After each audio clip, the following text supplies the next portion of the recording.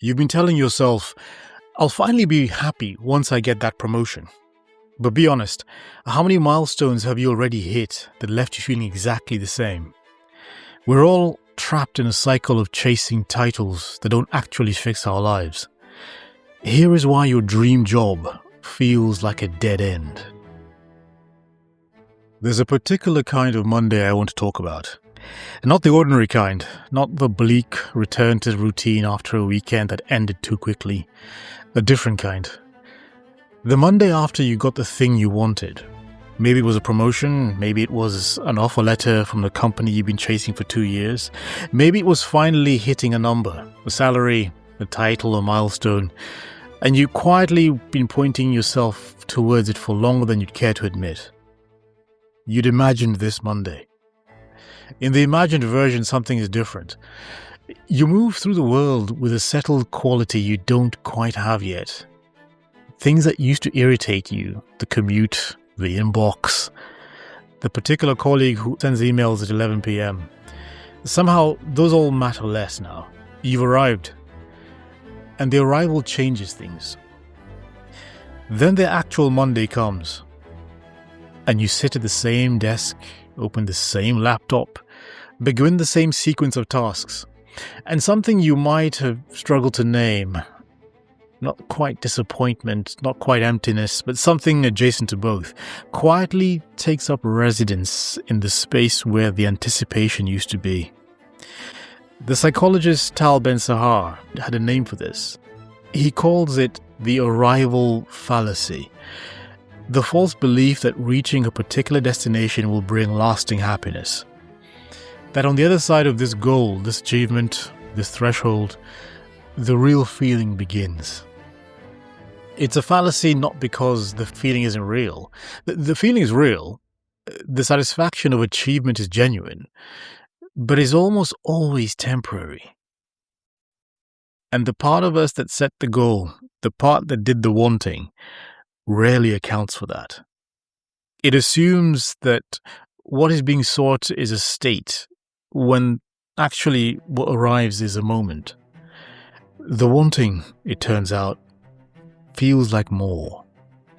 There's something worth sitting with in the structure of ambition. When we're working towards something, the future has a particular quality. It is lit from within. The goal sits ahead of us, and its presence organizes our days, justifies our sacrifices, gives ordinary texture work a meaning it borrows from somewhere else. The difficult email, the late night, the foregone weekend, all of it is in service of something. All of it points forward. Psychologists call this a future self-illusion. The tendency to project a richer, more complete version of ourselves onto a point in time we haven't yet reached. The future self who got the promotion is calmer, more confident, less prone to the anxieties that trouble the present self. The future self has, in some sense, solved it. What we don't account for is that when we get there, we bring ourselves with us. The promotion arrives, and the present self shows up to collect it. The same self with the same underlying relationship to satisfaction, to uncertainty, to the question of whether what we're doing is the right thing. The context changes. The self, stubbornly, does not. And almost immediately, something else happens. The goalpost moves. Not through any conscious decision, not through greed or ingratitude, but because the mind has organized itself around this destination, now needs a new one. Without a horizon to move toward, something feels unresolved, incomplete. The internal architecture of striving, which has been so useful, doesn't dissolve when the goal is reached. It simply redirects. It finds the next thing. It reinstalls the horizon a little further out. And so the chase resumes. And we tell ourselves that this next one, this one, will be the one that holds. The arrival fallacy isn't a character flaw. It's biology. In the 1970s, two psychologists, Philip Bruckman and Donald Campbell, published a study that has since become one of the most cited in the psychology of happiness. They found that lottery winners, after an initial period of elevated happiness, returned to roughly the same level of life satisfaction that they had reported before winning. More striking still, they found that people who had suffered serious accidents and become paraplegics showed a similar pattern. An initial sharp decline in well-being, followed by a gradual return to their baseline. They call this hedonic adaptation. The observation that human beings are extraordinarily good at returning to a set point of satisfaction, regardless of what happens to them, positive or negative. We adapt, we normalize. The remarkable becomes ordinary, and the ordinary reasserts itself as the ground we stand on. This has obvious evolutionary logic. An organism that has remained perpetually satisfied with what it has achieved would stop seeking. It would cease to compete, to build, to protect. The adaptation mechanism keeps us in motion. It was, for most of human history, a survival feature. What it is not, and was never designed to be, is a guide to the good life.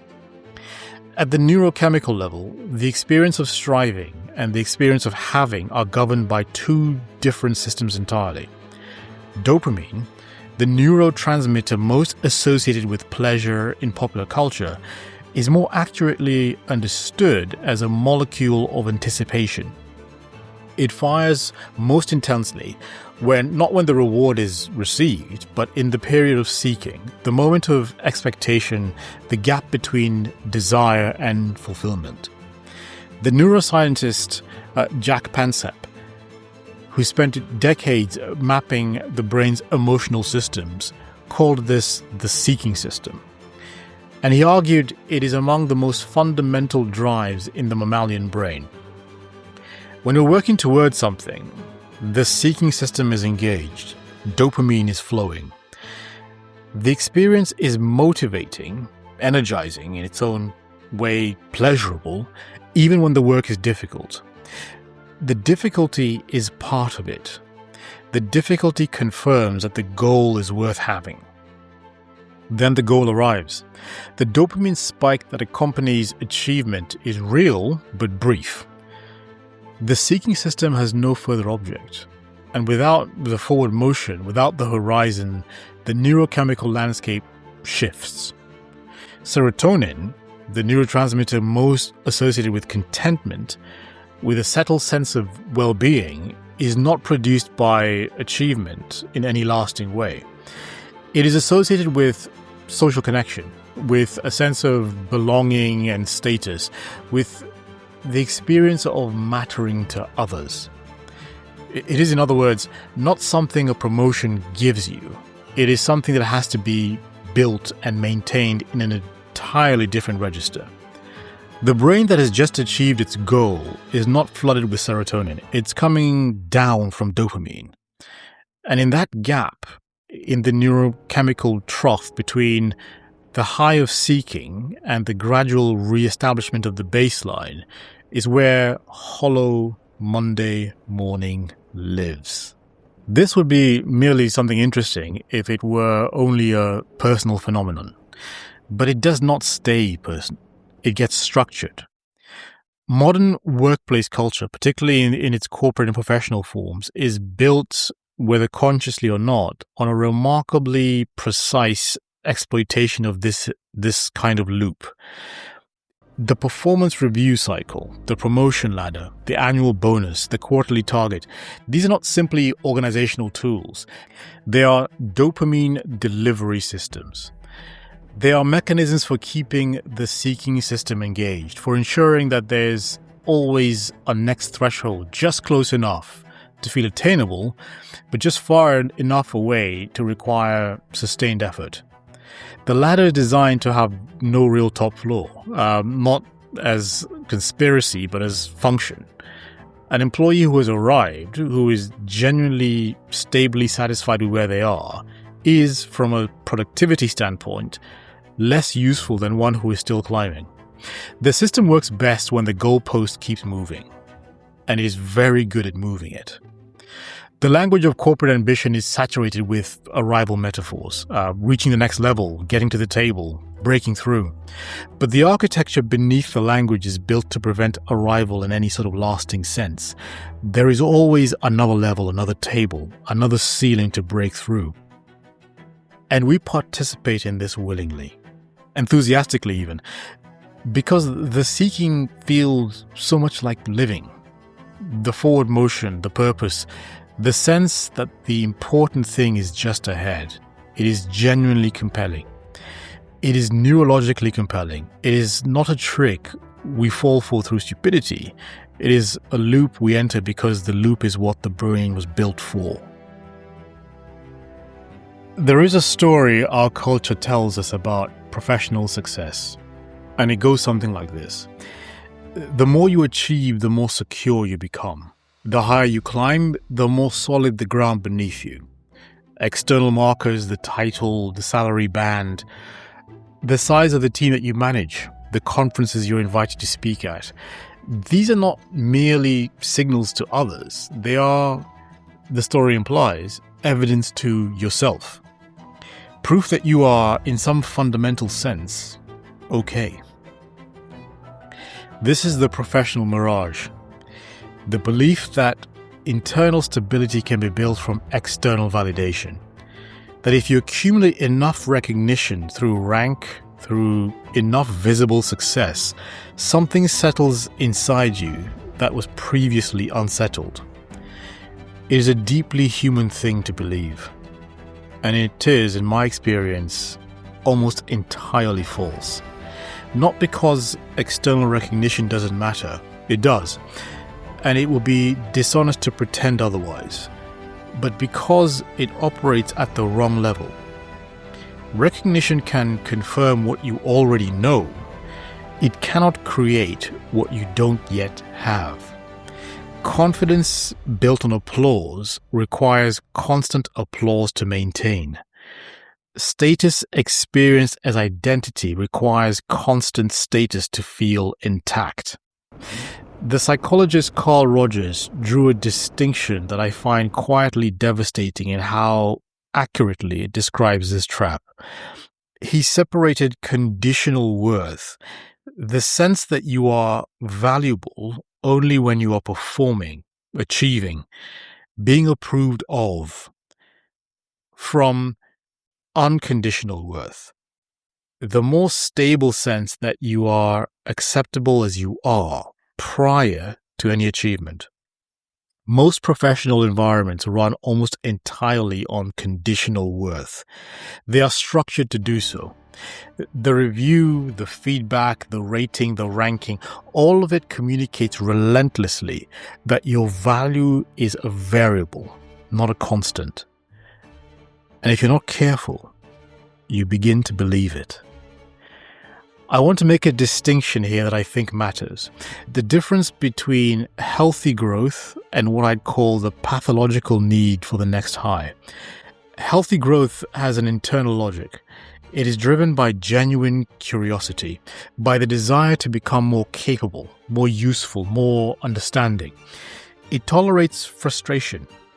It can survive a period without any external reward because the reward is partly in the doing itself. It knows at some level when enough is enough. The pathological version, and I use the word carefully, not to diagnose but to describe, has a different quality. It is driven less by curiosity than by anxiety. The achievement is pursued not because the thing itself is wanted, but because not achieving it would mean something unbearable about the self. The promotion is necessary, not to enable something, but to forestall the feeling of having fallen behind. The drive is real and it is powerful, but its source is dread rather than desire. The distinction matters because the two look almost identical from the outside. Both produce effort, Both generate results, but they feel very different from the inside, and they lead to two very different places. One of them can be satisfied at least temporarily. The other cannot, by definition, because its function is not to arrive, but to keep the threat of not arriving permanently at bay. Which brings me to a reorientation I find more useful than any amount of advice about goal setting. Instead of climbing the ladder, the vertical accumulation of rank, title, and seniority, what would it mean to expand horizontally? To deepen your mastery of what you already do, to widen your impact within the sphere you currently occupy, to become genuinely excellent at the work itself, rather than excellent at the performance of ambition. The vertical climb has a clear scoreboard, which is part of the appeal. Everyone can see where you are. The hierarchy is legible. Progress is visible, rankable, comparable. The horizontal expansion is harder to see. It does not show up on a LinkedIn profile. It doesn't translate neatly into a title change. What it produces is craft. The quiet, accumulating competence of someone who has gone deep rather than up. And alongside craft, something rarer. The experience of being genuinely absorbed at work, not because of where it leads, but because of what it is. This is not a counsel on the art of being passive. It is not an argument for staying still. It is an argument for relocating the source of meaning from the next threshold to the present practice, from the prize to the process.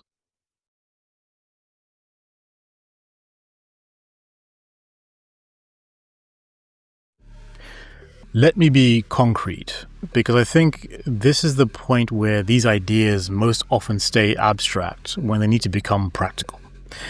The concept I keep returning to is what I'd call the process over prize. It is not a new idea. Versions of it appear in Stoic philosophy, in the psychology of flow, in the craft traditions of almost every culture. But it is one of those ideas that is easy to agree with and genuinely difficult to live. Process over prize means locating your satisfaction in the daily doing rather than the quarterly outcome. It means finding what is inherently worthwhile about the work that you're actually doing, not the work you will be doing once you've been promoted to it. It means asking, of any given hour, is this worth spending in itself, regardless of what it produces? That question is uncomfortable, because the honest answer for most of the hours that make up professional life is no. Many of those hours are genuinely instrumental. There are means to ends that are themselves means to further ends, and somewhere in that chain, the actual reason gets lost. But some of them, perhaps more than you'd expect if you looked more carefully, have something in them worth finding. A problem that is genuinely interesting. A colleague whose thinking challenges yours. A moment of making something clearer than it was before. These are small things, but they are real, and they're available now without requiring anything further to be achieved first. The practice of noticing them is, I think, more radical than it sounds. The second thing, and this one requires more deliberate effort, is the question of boundaries. Not in the corporate wellness sense of the word, where a boundary is a polite refusal of an after-hours email, but in the deeper sense, the boundary between who you are and what you do. When career status becomes identity, when the title is not something you have, but something you are, the loss of it, or the threat of its loss, becomes existential. This is why redundancy can feel like annihilation, why being passed over for promotion can produce a grief that seems disproportionate to the event. The event isn't just professional, it strikes at the level of self. The protection against this is not indifference to your work. It is the cultivation of a self that exists independently of it. Relationships which have nothing to do with your professional value, interests that produce no career capital whatsoever, time spent in ways that answer to no one's definition of productivity. These things are not luxuries to be scheduled after important work is done. They are the infrastructure of a self that is robust enough not to collapse when the professional mirror shows you something you didn't want to see. Protecting that time, treating it as non-negotiable, not as the remainder after work has taken what it needs, is one of the more countercultural acts available to someone living inside a professional structure that would prefer you to have no remainder at all. Which brings me to the only conclusion I think this line of thinking honestly permits. The cycle of perpetual dissatisfaction. The arrival fallacy, the moving goalpost, the dopamine loop, the professional mirage is not broken by achieving more. It is broken by achieving less. It is broken, if it is broken at all, by a shift in where you locate the value of your time. Not tomorrow's time, not the time on the other side of the next threshold. This time. Today's hours. The ones that are passing you while you are, perhaps, pointing yourself at something else. Reclaiming those hours, not dramatically, not all at once, but gradually and with intention, is not a retreat from ambition. It is a more honest account of what ambition is actually for. It is the recognition that the life you are building towards is made of the same material as the life you are living now. And that if the life you are living now contains nothing worth staying for, the life you are building toward is being constructed from the wrong materials. The goalpost will always move. That is what goalposts do. The question is whether you need it to. If something in this is sitting uncomfortably, that's probably the right response. Take it with you.